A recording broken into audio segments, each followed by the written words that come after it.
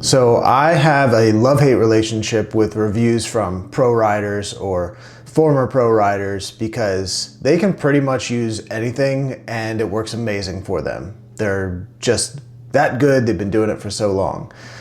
But I still love watching them and watching the reviews, getting the details, hearing their perspectives. Still great.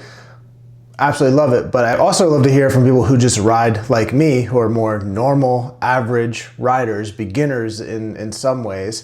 I'm more average and on one end of the spectrum of mountain biking and much more of a beginner on the other, like the cross-country side. So here's a perspective from a rider who might be a little bit more like you.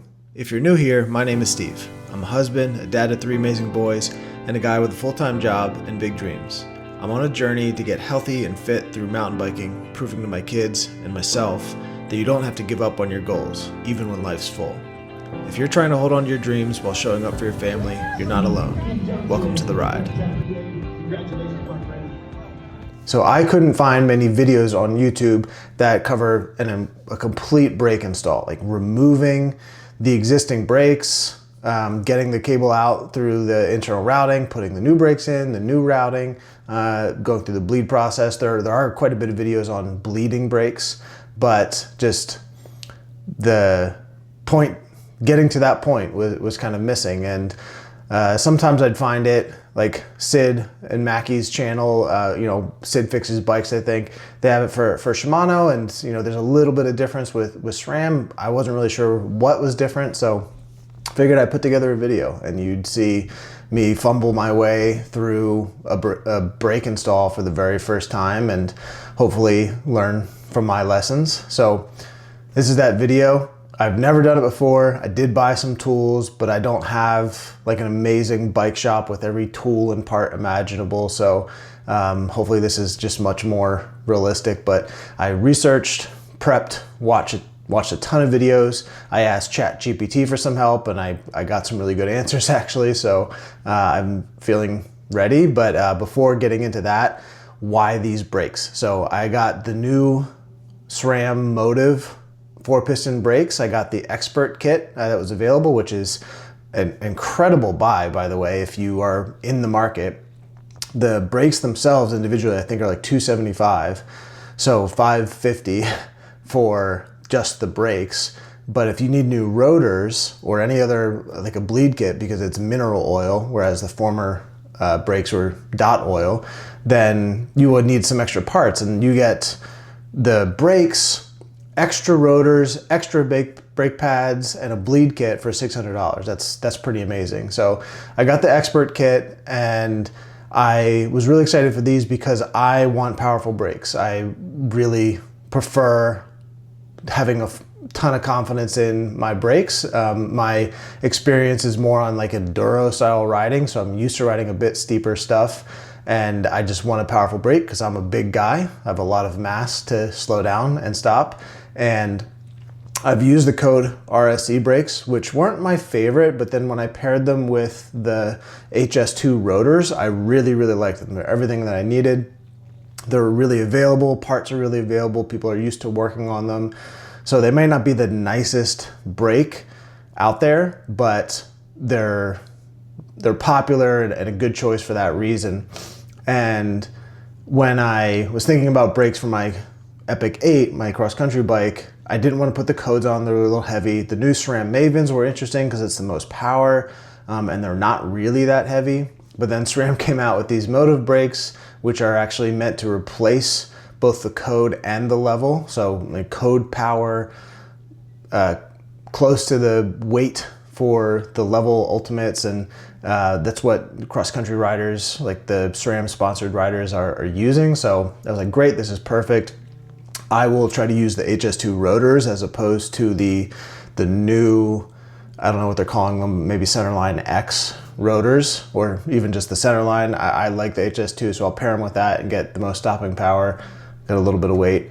But anyway, that's why I went with these. That's why I'm replacing them, and I'll sell the level ultimates that I'm taking off. Hopefully they're still worth a good little bit. But let's rewind to a week ago and watch me fumble my way through this install.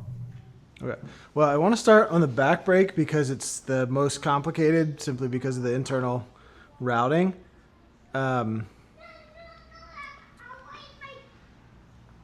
think I know what I'm doing. I'm just hesitating because I'm nervous. I'm nervous to get started.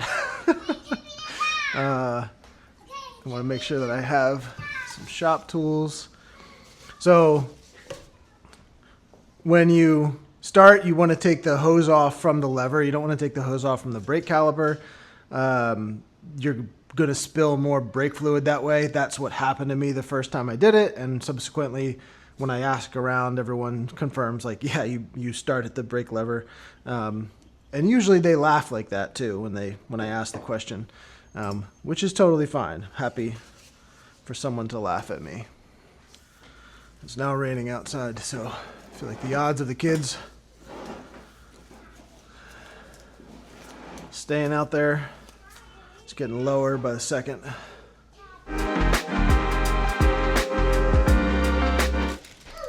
And this is where I don't know if I'd call it a shortcut or what, but I'm taking the advice of those who have gone before me, and I invested in an item to make this process a lot smoother, hopefully. But this is the Park Tool internal routing kit. So there's basically a bunch of different cables in here with different ends. So they have different ends so that you can match it to the housing that you need. So I think this is probably what I think this is the one I'll use. All right, keep having to stop for a variety of reasons, but I think I'm gonna go just put this into a time lapse. And I'm gonna take this Delta Majig off so I can slide this off, then I'll reconnect the hose so I can thread it through. And the reason that, hang on one sec. The reason that I'm running the cable through is so that when I put the new brake on, I will attach the cable back there and then just be able to pull the Park Tool cable back through, hopefully. We'll see. But let's go into time lapse and I'll talk to you about it afterwards. 1 hour later. All right, you know what? We are back to recording because I figured a lot out in that time that took to just focus. And I'm so sorry for all the experienced people watching who are just cringing this whole entire time. But this is how it goes. And please jump into the comments if you have advice after watching this whole thing, or commiserate with folks. But the Stealth-O-Majig is not meant to be removed, which is why I was having a hard time removing it. So it's a compression fitting. There's a barb that screws into the hose, and then the red piece is a compression fitting that goes on the outside of it. It threads on reverse thread.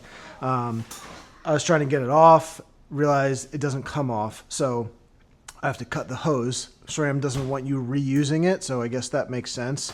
And in the bleed kit that came with the brakes, I got the Motive Expert kit, that box that I was showing, and so it comes with a bleed kit, and there's a whole bunch of those fittings in here, so that makes sense.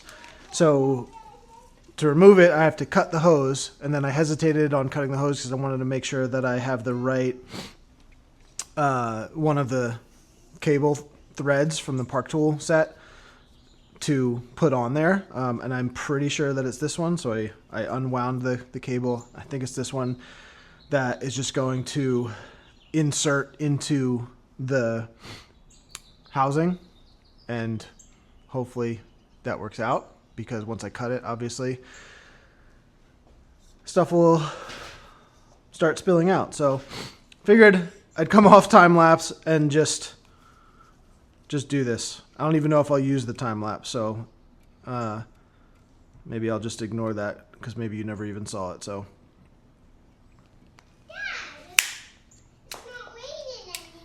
it's not raining. That's great. Safety glasses are probably a smart thing. I just got fluid to the face, but not the eyes. Okay. This was not the right one. Go figure. I think it actually is that original one with the thread on it. What's funny too is I can imagine, like, even friends of mine watching this video, people who know how to do all this stuff, cringing on the edge of your seat. Wait, I forgot to take off. Forgot to take off these pieces. I can imagine you cringing on the edge of your seat, just saying, no, don't do it. Trying to like jump through your phone or your computer. And when I finally figure things out, I can also imagine your relief. So thanks for bearing with me.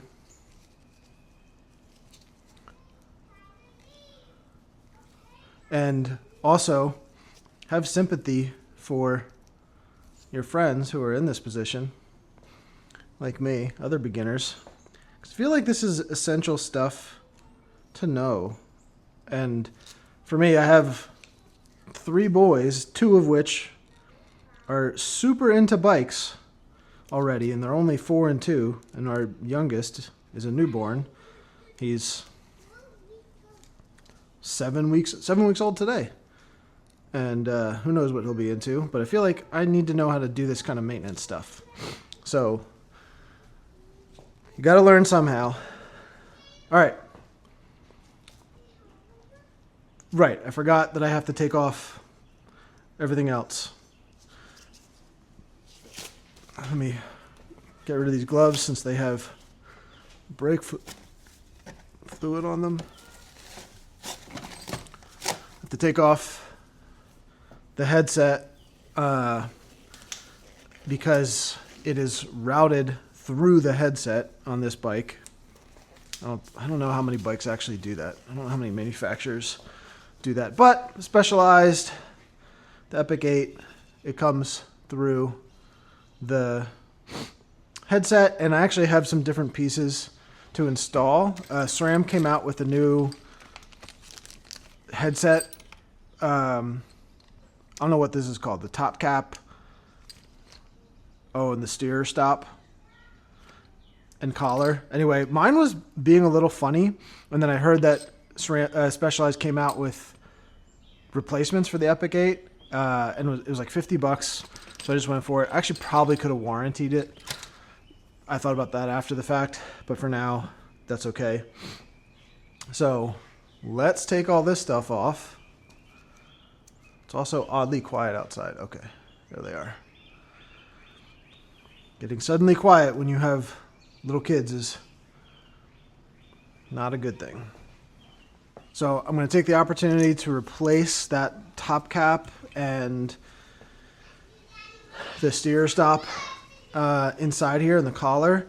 And I'm also going to take the opportunity to flip my stem because last year I was not ready to go any lower than I was.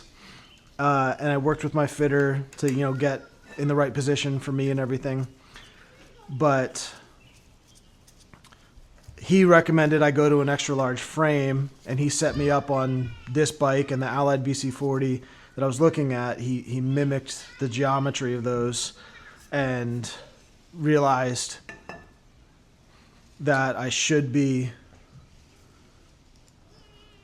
on an extra large frame. And now that I'm on an extra large frame, it feels a million times better. And my indoor training setup is also on a road bike, so that's in a bit lower of a position.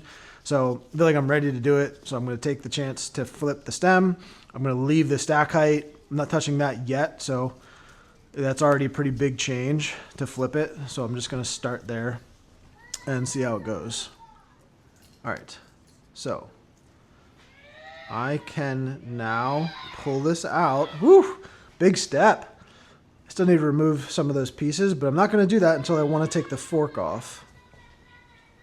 So I can now remove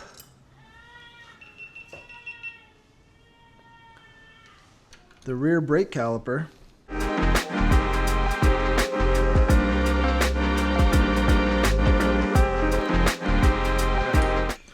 Now, I'm not exactly sure about getting the new cable back through yet, because I don't think that that's the right. I don't think that's the right end to use, but we'll see. I'll figure that out. You might even be able to just push it through, which I've seen. And there's an access door right here. This bottom tube protector comes off. And I'm glad I didn't. I could have.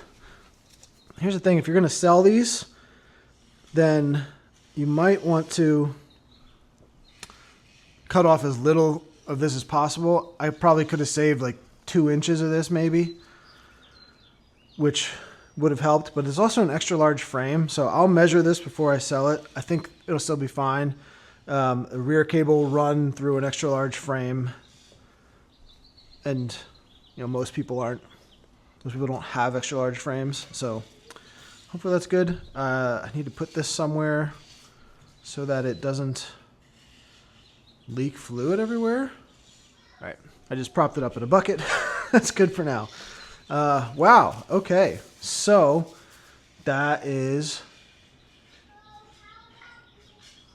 amazing. Should I do the front brake now? This is another, are you cringing as you watch and shouting yes or no? Or maybe it doesn't matter. But I'm wondering if I should do the front now, because I don't know if it's going to matter. I don't have to remove the fork for anything. I kept thinking that I would to replace this, but I'm just replacing the top cap. So it shouldn't matter. I'm just replacing the steer stop, which is all right here. So, okay. Thinking out loud. This might be hilarious. I'm also realizing this is a long video. Hopefully I don't fill up my iPhone storage. Okay. Exciting. I finally get to move on to the new brakes. So here we are. I don't know how well this is going to go with the blue fork. Like I think that looks kind of cool, but they're definitely different colors. I don't think they clash necessarily, but I don't think that they go. All right, so this is already connected, so that means it's already going to have the barb in it, which makes that really interesting. And I'm probably going to have to cut it because it's probably too long. So do I cut it preemptively? Let me see how much longer it is than my old cable. Quite a bit longer. Quite a bit longer. Okay. So that means that I will need to cut it, and maybe I just cut it now, because then it will fit into this fitting. Let's not trip over the brand new brakes. If I cut it now, then that piece that's in there will just screw into the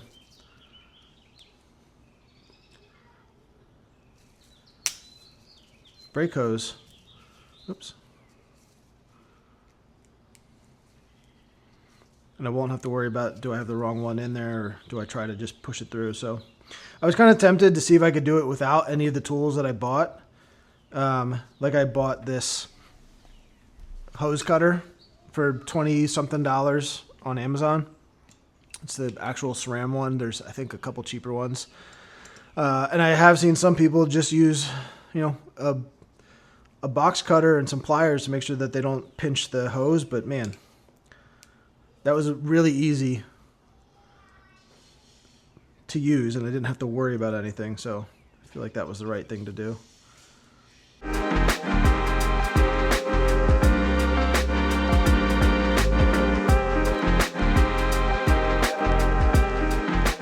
Feels like so much progress this far. Like, it's like, yes, this is actually going to work. Oh my goodness.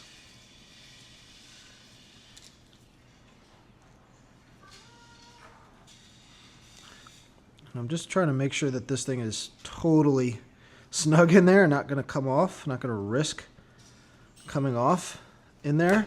You know, also don't want to over thread it. Although I do have room to cut the hose more, so if I over thread it, that's not a problem. Over thread it meaning like I'm damaging the end of the hose. All right, let's just clean as much of this as I can. And here we go. I don't know where it's getting stuck.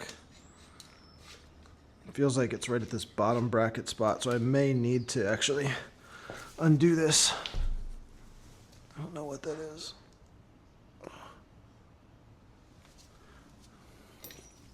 When in doubt, T25. Indeed. Oops. No way. That's insane.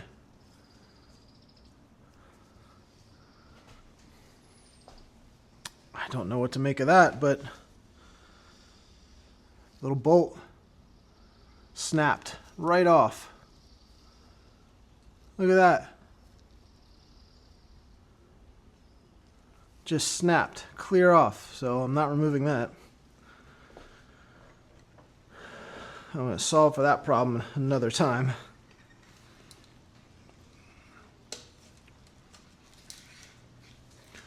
Just give it a little bit more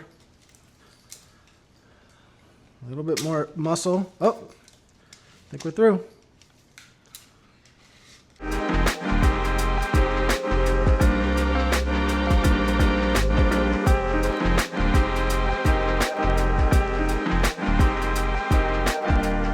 Now I can just do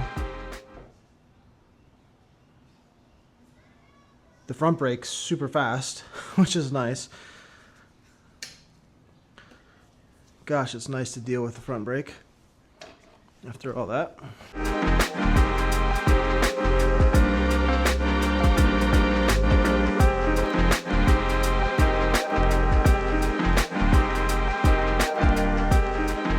Okay. Now I think I can actually work on this. Phone is still recording. Holy crap, this is a long video.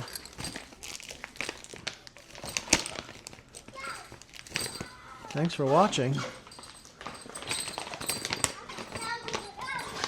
I definitely watch this kind of stuff, so I don't know how many people are going to end up watching it, but figured I would at least watch it. Whew, there are a lot of small parts to this.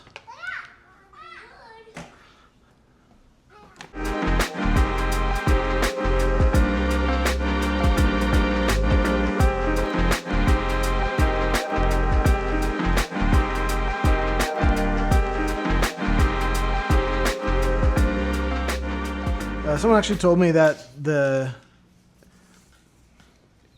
it goes a little better to route the cable, the housing, through the drive side, and then it wraps a little better with your handlebars. I forgot about that, and I just did it obviously exactly the way that it was, because I pulled thread this through with the existing cable and then pulled it back with the new cable. So I'm not going to worry about it, but I am curious now that I'm in here. So I could have ran a new line down, I guess, but that's okay. We're keeping it simple. But in terms of the overall process, I'm actually pretty happy with the timing that it's taken, and I don't have a whole lot left. I just have the front brake to, oh no, I have both. I have to cut the front brake, but I also have to redo the rear brake. So I'm going to have to do the barb hose fitting pieces.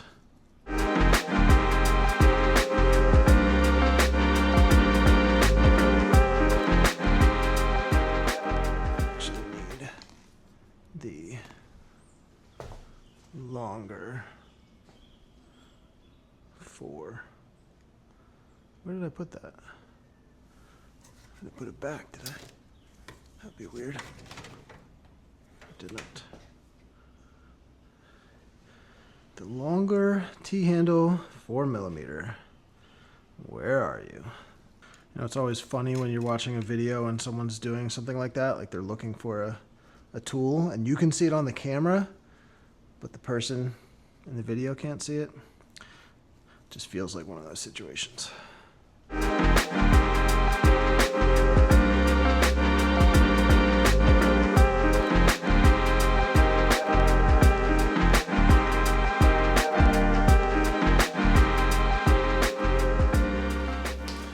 The nice thing, so one of the tools that I bought, because I just kind of watched a bunch of different videos, like people were installing Shimano brakes, and I didn't really see too many like SRAM brake installs. I bought a barb driver, which you don't need, which is really nice, because if I included it in the video, you have this little Torx key for the barb, right? So that's the barb, and then this is like the compression fitting sleeve that goes on the outside, and you just screw it in. So that's really cool. So one less tool. So you probably could have survived without this, but that, I don't know how much harder that would have been. I feel like that would have been really annoying to try to deal with. So that was nice, but that was certainly the most expensive of all the toys. And then I got a hose cutter, which, again, maybe you don't need that, but that one felt like an easy win to just get that. All the other tools I already had, Allen keys and pliers and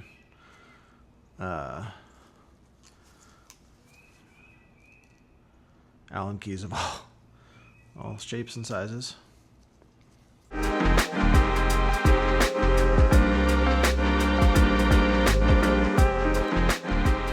So this just screws in like normal. Make sure that it's flush, not leaving a gap, and don't over tighten it.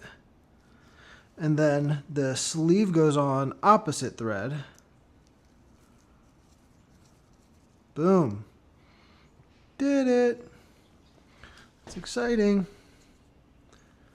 Get the other clamp semi in place.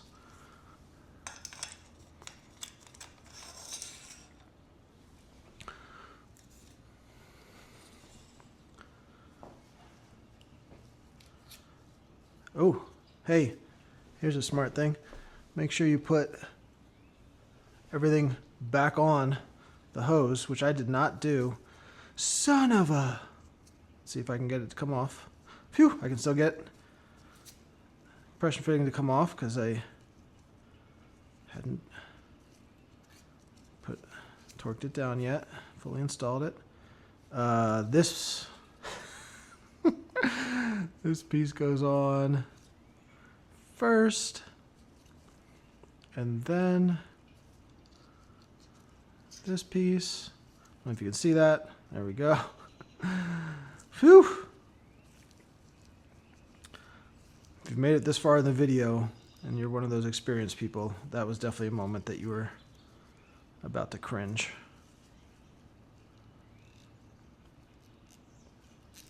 Okay.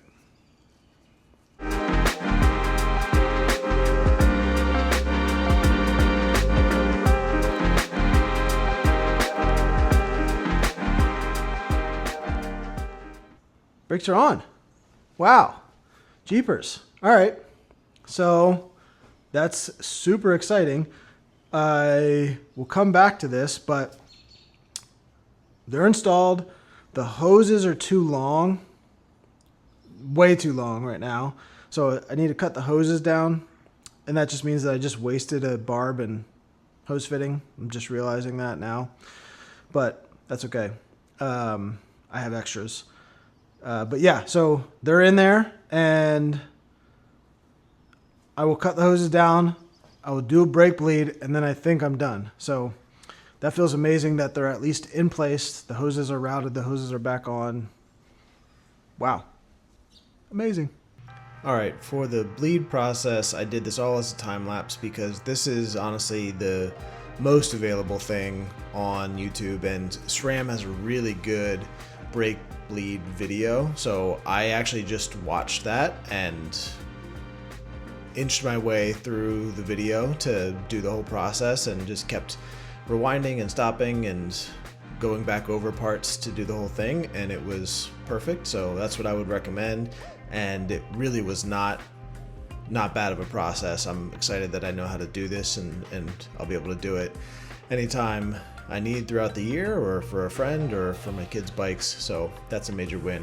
And so we have complete brakes and everything works really well. They feel fantastic. I got a good ride in on them, and I'm really happy with them. So hope you enjoyed this video, and if you want to see more of these, just let me know in the comments, and I'll see you next time.